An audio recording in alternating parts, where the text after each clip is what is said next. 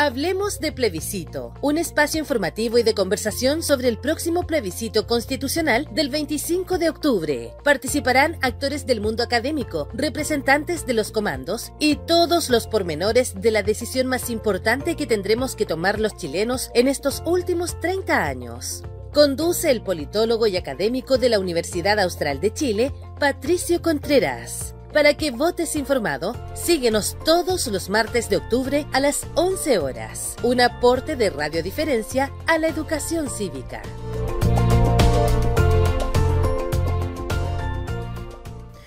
Buen día, Sergio. Quiero saludar a toda la comunidad de Payaco y sus alrededores, a Radio Diferencia 95.3, que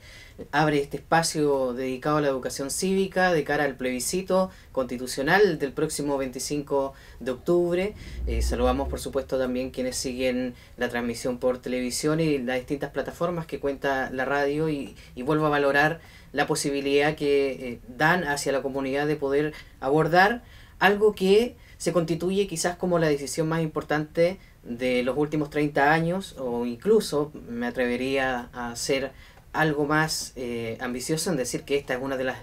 decisiones más importantes que ha tomado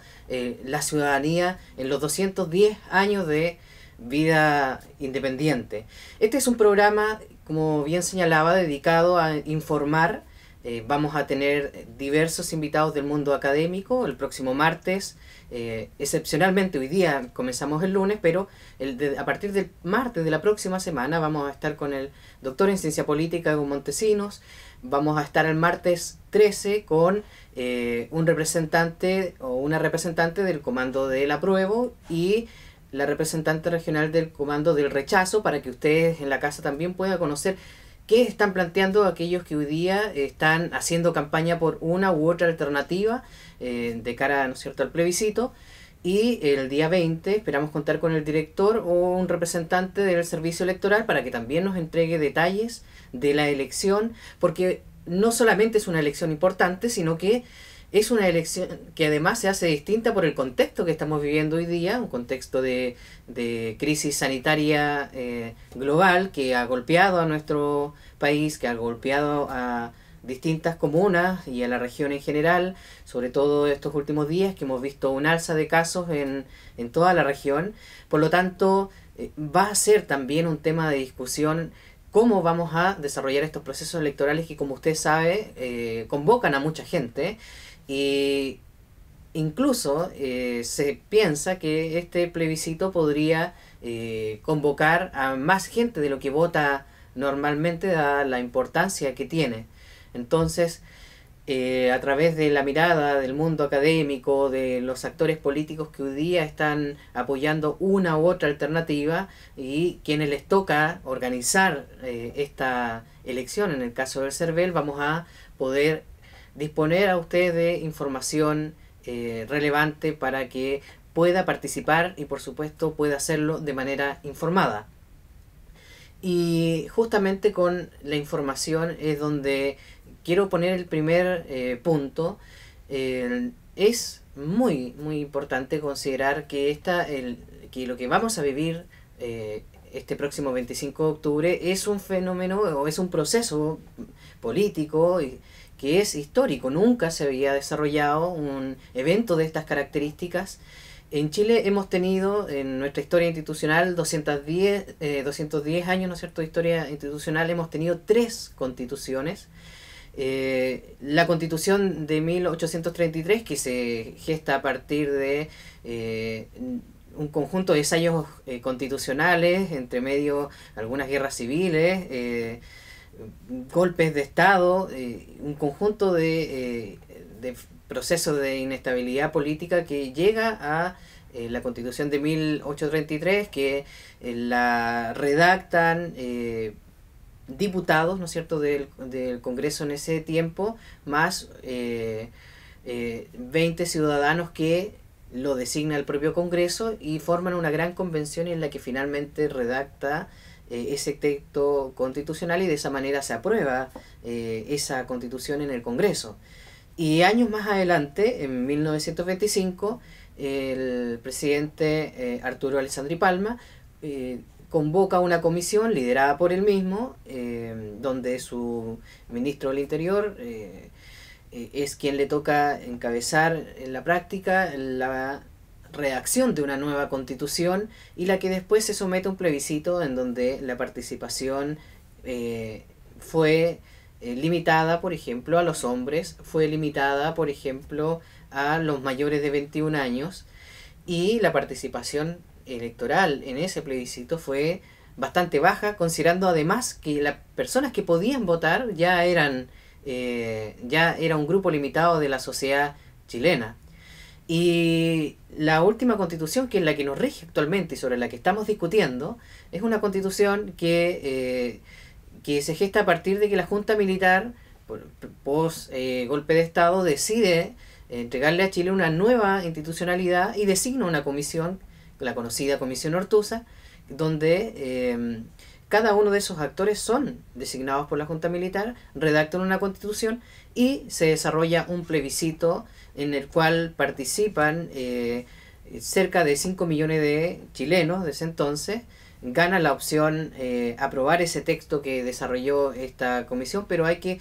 traer a lo menos algunos elementos a la discusión. Esa constitución no tuvo padrón electoral, por lo tanto no existía mayor control si es que yo podía votar en más de un local de votación. Solo se entregaba un sticker que se pegaba, se adhería a la cédula de identidad, y perfectamente yo podría retirarla y ir a otro local de votación. Y considerando, por supuesto, que este mecanismo se implementó en un régimen donde las libertades políticas estaban absolutamente restringidas, y esos dos elementos hacen a lo menos cuestionar la prolijidad de ese plebiscito. Entonces nuestra historia constitucional, nuestra historia no solo constitucional, sino que institucional, ha sido marcada por procesos de elaboración en la cual la ciudadanía no ha participado directamente, como lo tenemos, o como tenemos esa posibilidad de hacerlo el día de hoy, ya a menos de 30 días. El plebiscito permitirá de manera inédita que los ciudadanos puedan decidir el país que queremos ser, porque eso es lo que se está preguntando cuando se dice, o la papeleta dice, ¿quiere usted una nueva constitución? Es porque el país se está preguntando, y los ciudadanos, con el absoluto y legítimo derecho a participar, de resolver cuál es el futuro que quiere o que queremos para el país. Y a veces la constitución tiende a ser una discusión, o se sitúa en discusiones que pareciesen estar alejadas de lo que nos pasa en la cotidianidad, y lo que vamos a hacer en el próximo programa, vamos a acuñar algunos ejemplos de cómo en los casos muy cotidianos vemos que la constitución sí tiene directa relación con lo que nos toca vivir en el día a día. Por solo poner un ejemplo, cuando usted tiene un problema de salud, necesita hacerse un examen o necesita hacerse una intervención,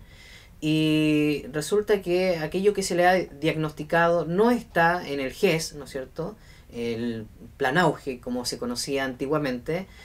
y usted va a tener la posibilidad de acceder a el servicio público, en donde usted va a tener que solicitar una hora, y probablemente va a tocar esperar mucho tiempo para poder ser sometido a esa intervención.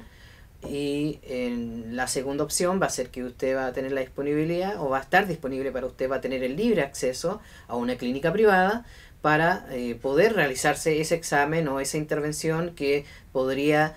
aliviar su malestar o derechamente salvarle la vida. Pero la diferencia está en que si usted no tiene el dinero, y en el sistema público usted figura como FONASA A o FONASA B, va a poder hacer sin pagar, pero considerando que tendría que esperar, y lo que no tiene que esperar en el servicio privado, usted tendría que pagar. Y vuelvo a decir, ¿y qué pasa si yo no tengo esos recursos para poder financiar ese tratamiento o esa intervención o ese examen? lo más seguro es que lo que va a tocar hacer es esperar o bien pedir un crédito para poder realizar esa prestación médica en un servicio privado, o como lo han tenido que hacer muchas familias, que es realizar actividades benéficas para poder financiar, justamente porque todos queremos tener buena salud y todos queremos que nuestros familiares, nuestros seres queridos tengan buena salud. Por lo tanto, por eso que las familias se terminan endeudando o realizando estos eventos benéficos para poder hacerlo por el sistema privado, para poder hacerlo de manera oportuna, cosa que no ven en el servicio público. ¿Y por qué pasa eso? Uno podría decir, yo no tengo dinero y veo que mi derecho a la salud está siendo vulnerado, yo quiero exigirle al Estado. Y bueno, usted no tiene cómo exigirle eso al Estado. No existe una herramienta jurídica en nuestra legislación en que usted pueda demandar o exigirle en los tribunales al Estado que le responda frente a su derecho a la salud. ¿Y por qué pasa eso? Eso pasa porque en el numeral número 9 del artículo 19 de la Constitución dice que el Estado deberá garantizar el libre e igualitario acceso a las acciones de salud que pueden prestarse por el sistema público y privado. Es decir, el Estado lo que declara, o el deber que asume con la ciudadanía, es que pueda existir un servicio privado, un servicio público que lo provee el Estado, y usted tenga la libertad de elegir. Y yo puedo exigirlo en el artículo 20 de la Constitución, aquel que señala cuáles son las garantías constitucionales, es decir, los derechos que yo puedo exigirle al Estado mediante un recurso de protección, por ejemplo, ante la Corte de Apelaciones.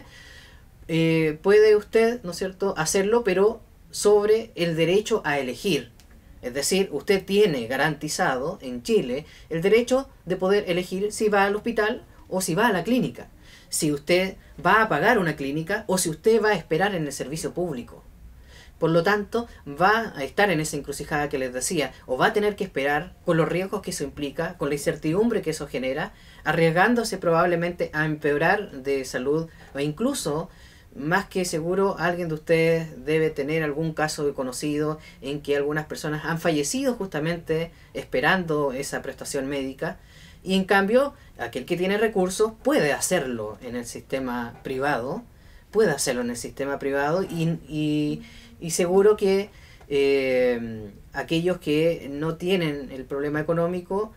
no va a ser el problema que va a tener usted, y que lo va a llevar a hacer un bingo, a hacer una rifa para poder reunir esos recursos.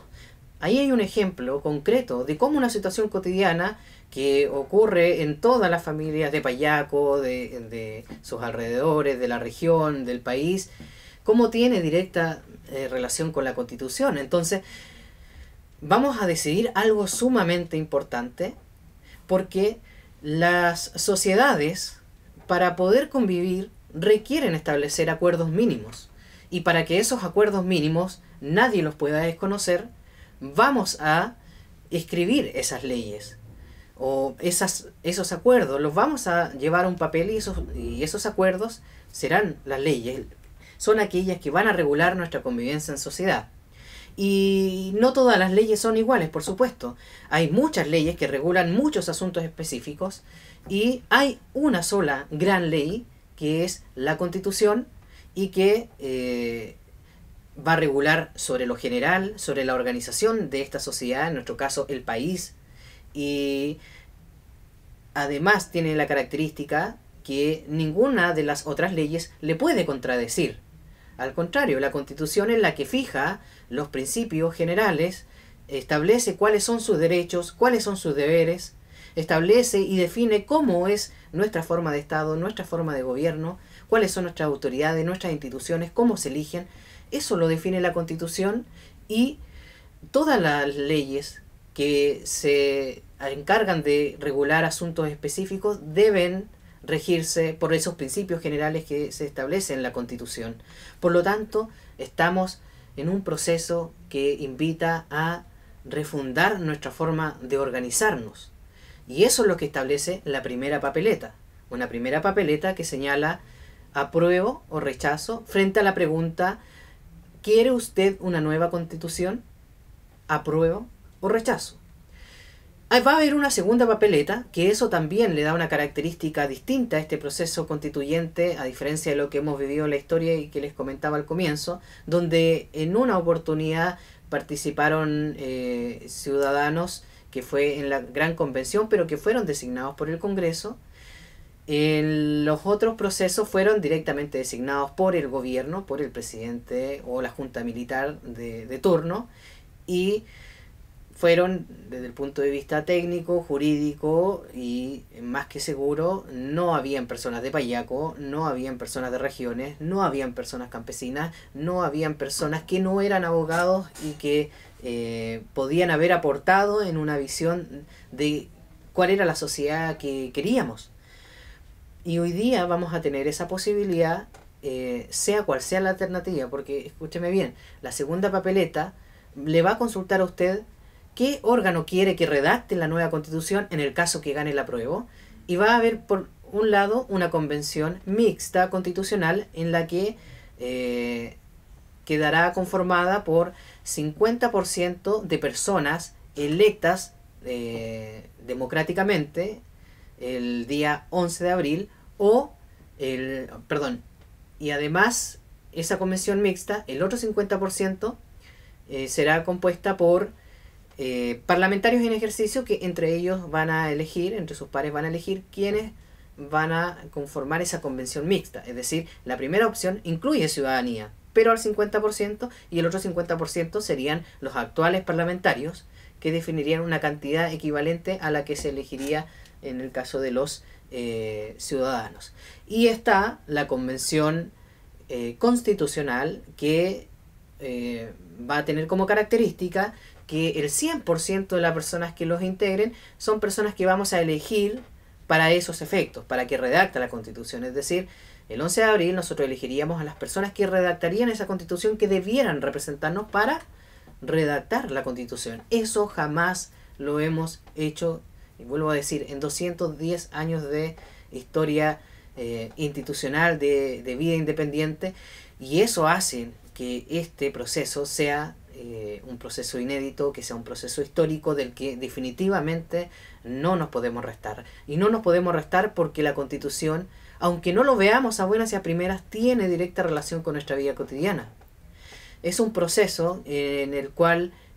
todos aquellos mayores de 18 años, dado que nuestro sistema electoral considera que todas las personas que somos mayores de 18 años estamos inscritos automáticamente, podemos, ¿no es cierto?, ejercer el derecho a voto, y es decir, elegir entre la opción apruebo y rechazo para definir si queremos o no una nueva constitución y definir cuál va a ser el órgano que la redacta. Una mixta que incluya ciudadanía elegida para esos efectos y parlamentarios,